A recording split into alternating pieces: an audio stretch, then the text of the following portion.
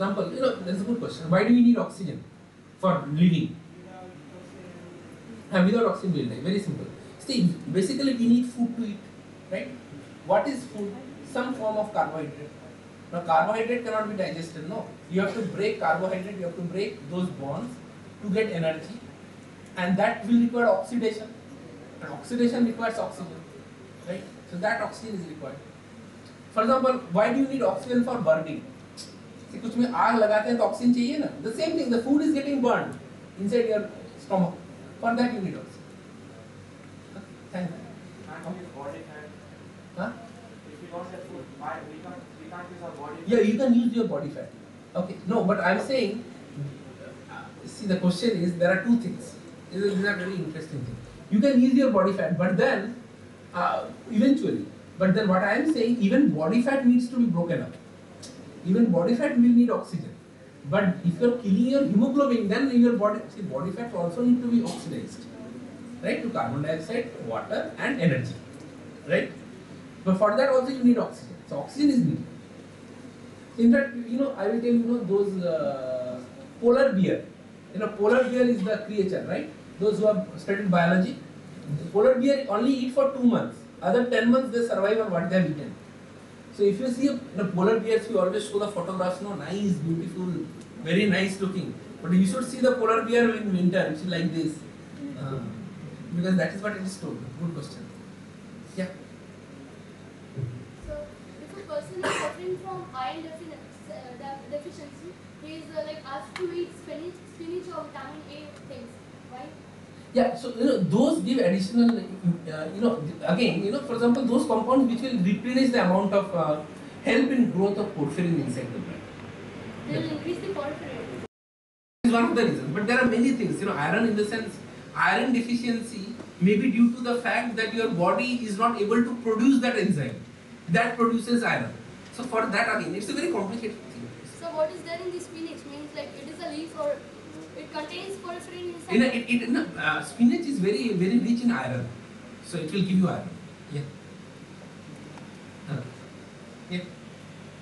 Sir, the players of different games, sometimes they take drugs before games. What does it do?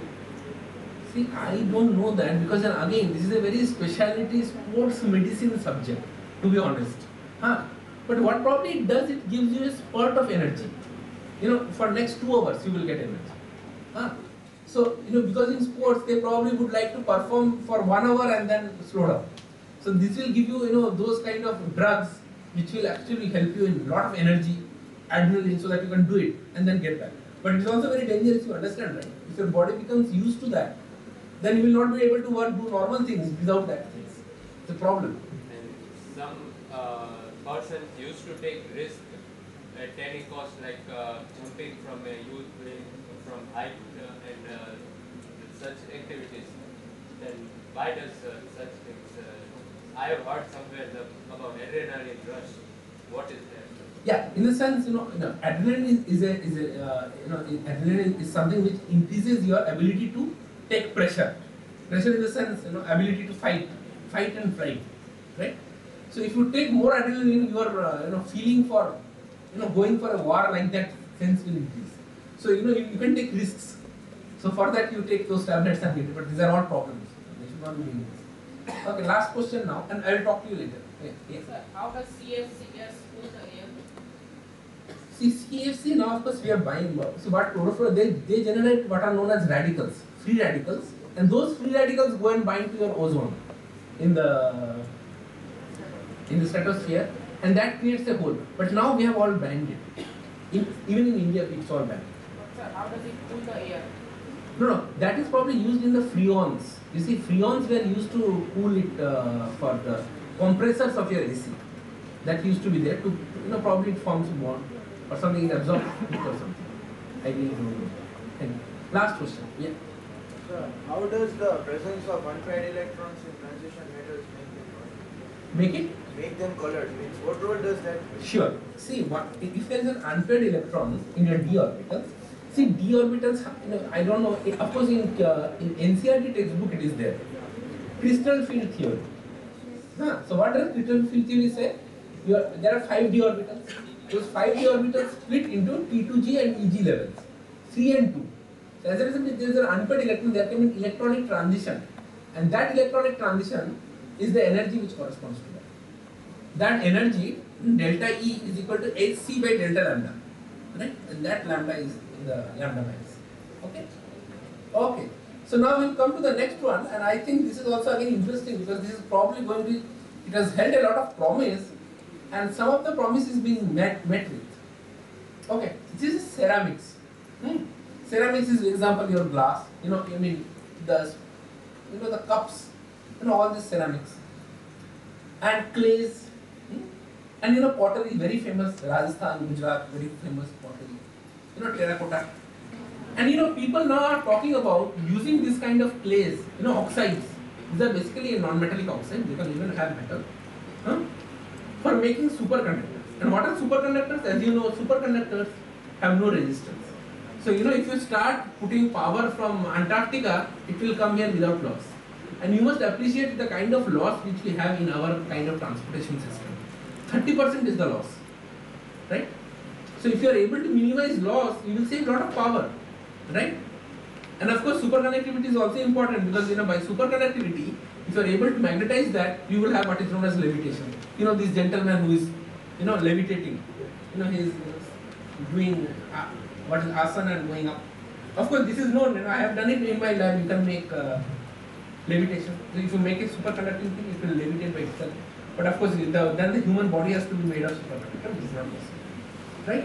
So superconductivity is very important, and the most important application of superconductivity is this train, maglev train, right now running 600 kilometers per hour. So the tracks are superconducting.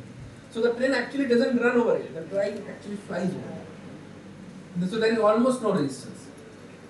Friction, I think. Okay, and there has been a lot of talks about this kind of high temperature superconductors. In fact, the first high temperature superconductor was liquid helium. This was by 1911 by Kamerlingh Onnes, who got a Nobel Prize for this. And now the kind of records are about 140, 145 Kelvin. And people are actually trying to make a superconductor which is working at liquid nitrogen, right? 177 Kelvin. And if you have a superconductor, it is going to be very useful because then you can really do a lot of research, a lot of materials. Because there will be no loss of power. This is something which is very important. There is a lot of research how to make this compound. In fact, look at the last compound, look at this stoichiometry.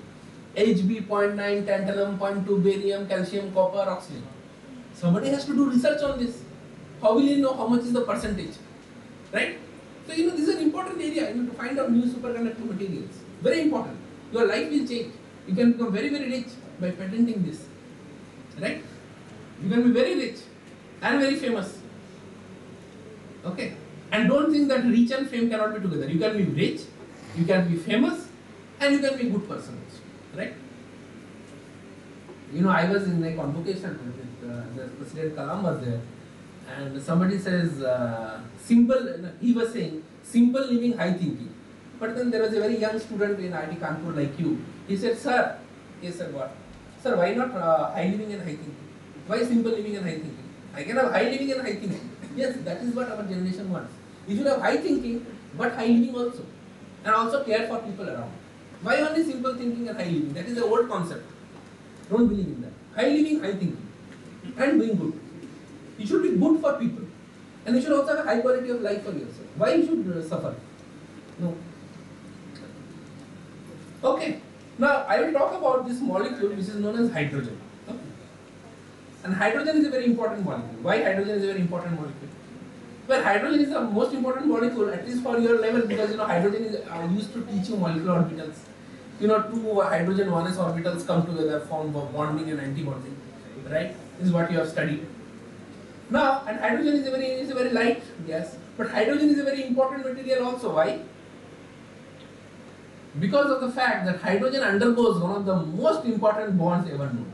See, you have studied about ionic bonds, covalent bonds. Have you studied about hydrogen bonds? Yes. Yes. But I will tell you, hydrogen bond is the most important bond in life. Why? Because nature, your biological systems work only with hydrogen bonds. Why no? Why not covalent bonds? See, covalent bonds are very strong.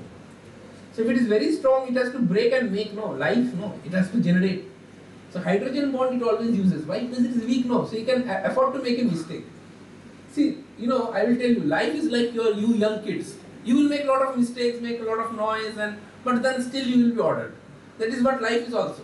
Life doesn't like to be a dictator. Huh? Do this, do this, do this, do this. No. Life mixes, tries a lot of possibilities. It is exactly what hydrogen bond does. Hydrogen bond gives you the ability to play around, and that is what life is around. For example, if I ask you what is the structure of water, there is no structure of water. Why? Because the water, it is hydrogen bonded, but they are hydrogen bonded and they are making breaking, like that. Always in a disorder. So as a result, that gives you the mobility of water. Otherwise, water will not be water. It will become ice. And ice is useless. Right? Your body needs water. In fact, in DNA, which is the basic material of your inheritance material, DNA, the bases are connected by hydrogen bond. Adenine and thymine and guanine and cytosine. They are all connected by hydrogen bonds. In fact, they are so specific. And adenine will bind only with thymine, and guanine will bind only with cytosine. Guanine will not bind with thymine. You know what is the probability of binding? 1 in 10 million. Very rare. Okay, it binds. You know why? It binds when you have a cancer. Why? Once you have a cancer, then probably the pH of the cell changes, and then probably adenine becomes protonated. And once adenine becomes protonated, it starts mixing. Also, those people who are subject to radiation damage, those who work in X-rays, that is why they say, in fact, those X-ray baggages, in fact, railway stations now they are put in airports, those X-ray baggages are there, right? You should not be staying there like this. You see what happens. Your DNA will get damaged. Quickly finish it up. Like that. Because X-ray or also high intense radiation is known to create damage to those bases and base pairs. And then the mispairing will occur. And if it will mispair, then immediately the cells will start dividing, and as a result you will have cancer. Even this is exactly the reason why Madame Marie Curie died. Madame Marie Curie had a very long exposure to radioactivity. But you should appreciate Madame Marie Curie than anybody else. See, the last year was the year of chemistry. You know why it was the year of chemistry? Because it was 100 years of the Nobel Prize of Madame Marie Curie, 1911. You know why? Why Madame Marie Curie is great? Madame Marie Curie knew very well that radioactivity is harmful to her. She was not a stupid person, she knew. But she deliberately wanted to isolate radium from the ore. She knew that she is going to die. And once she isolated the radium, some company approached her. Madam, can we use it for some technology or something? She gave it.